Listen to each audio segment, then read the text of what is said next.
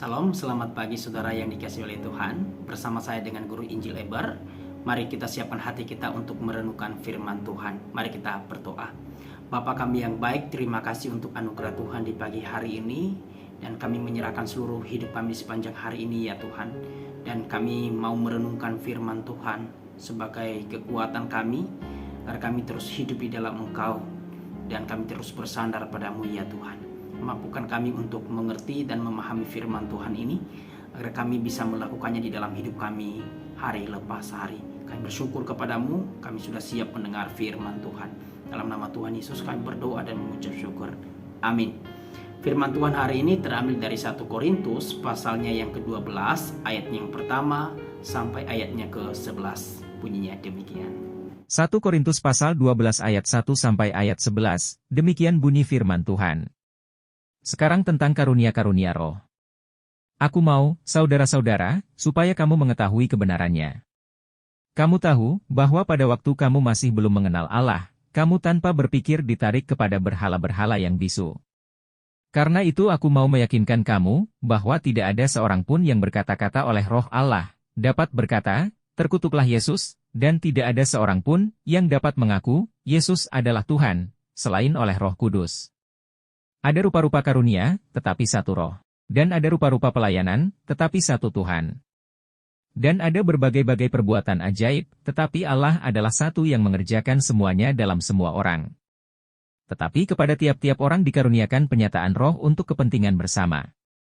Sebab kepada yang seorang roh memberikan karunia untuk berkata-kata dengan hikmat, dan kepada yang lain roh yang sama memberikan karunia berkata-kata dengan pengetahuan. Kepada yang seorang roh yang sama memberikan iman, dan kepada yang lain ia memberikan karunia untuk menyembuhkan. Kepada yang seorang roh memberikan kuasa untuk mengadakan mujizat, dan kepada yang lain ia memberikan karunia untuk bernubuat, dan kepada yang lain lagi ia memberikan karunia untuk membedakan bermacam-macam roh. Kepada yang seorang ia memberikan karunia untuk berkata-kata dengan bahasa roh, dan kepada yang lain ia memberikan karunia untuk menafsirkan bahasa roh itu. Tetapi semuanya ini dikerjakan oleh roh yang satu dan yang sama, yang memberikan karunia kepada tiap-tiap orang secara khusus, seperti yang dikehendakinya. Demikian pembacaan firman Tuhan.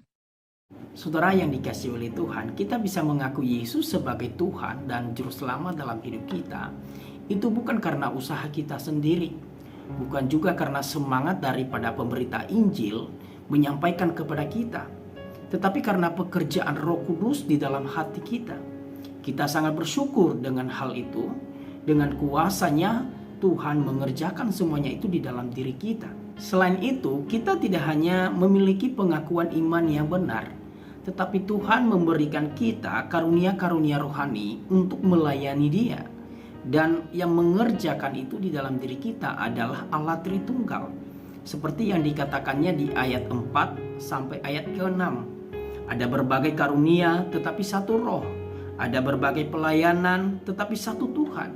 Ada pula berbagai kegiatan, tetapi Allah yang sama juga yang mengerjakan semuanya dalam semua orang. Ini adalah gambaran bahwa Allah Tritunggal terlibat dalam pemberian karunia, pemberian pelayanan, dan pemberian pekerjaan yang kita kerjakan hari ini. Walaupun tiap-tiap kita sebagai orang percaya diberi karunia tertentu yang spesifik dan berbeda dari orang lain, tetapi tujuan dari pemberian itu adalah satu, yaitu demi kepentingan semua jemaat Tuhan. Di ayatnya ke-7. Walaupun ada beragam karunia, misalkan karunia main musik, karunia memimpin, karunia menyanyi di paduan suara, karunia menyembuhkan, karunia membedakan macam-macam roh, karunia menerima tamu, dan lain sebagainya, semuanya bersumber dari roh yang sama, yaitu dari Tuhan. Makanya jangan ada di antara kita menyombongkan diri, merasa diri lebih baik daripada orang lain. Semuanya itu adalah pemberian dari Allah sesuai dengan karunia kita masing-masing. Sama seperti Allah Tritunggal, walaupun menyatakan diri dalam 3 pribadi, tetapi tetap satu dalam satu hakikat. Kesatuan di dalam kekristenan tidak harus dipahami sebagai keseragaman. Perbedaan memang ada, namun semuanya itu tidak boleh meniadakan kesatuan yang esensial. Saudara, mungkin ada beberapa orang berkecil hati dan menjadi kecewa dengan Tuhan karena merasa tidak dipercayakan satu karunia pun.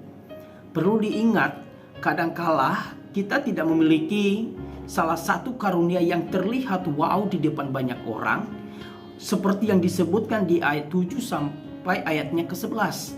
Hal itu tidak berarti bahwa kita tidak memiliki karunia apapun. Masih ada beragam karunia lain.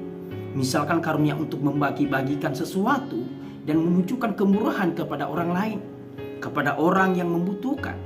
Kita bisa menunjukkan perhatian khusus kepada mereka yang lemah. Ayat 11. Namun semuanya ini dikerjakan oleh Roh yang satu dan yang sama, yang memberikan karunia kepada tiap-tiap orang secara khusus, seperti yang dikehendakinya. Dalam terjemahan lainnya berkata, diberikan karunia kepada tiap-tiap orang secara pribadi. Artinya bahwa setiap orang percaya pasti diberikan dan dipercayakan karunia rohani oleh Tuhan. Walaupun kata talenta memiliki konotasi yang lebih luas daripada karunia roh, namun prinsip dalam perumpamaan tentang talenta yang diajarkan oleh Tuhan Yesus mungkin tetap berlaku atau relevan sampai hari ini. Setiap orang pasti diberikan karunia rohani oleh Tuhan minimal satu.